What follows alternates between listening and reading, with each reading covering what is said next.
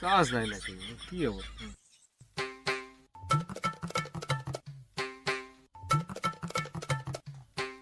ভাই একটু ফোন দেন তো।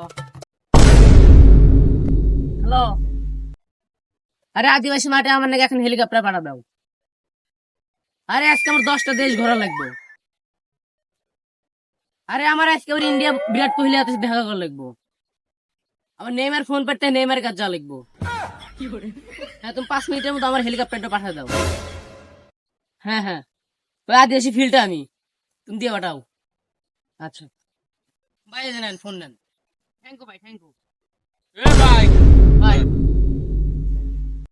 ভাই ফোনের ব্যাটারি হলো আমার কাছে, ভাবনার জায়গা পান না, কথা বললেন কিভাবে? ফোনে তো ব্যাটারি নাই।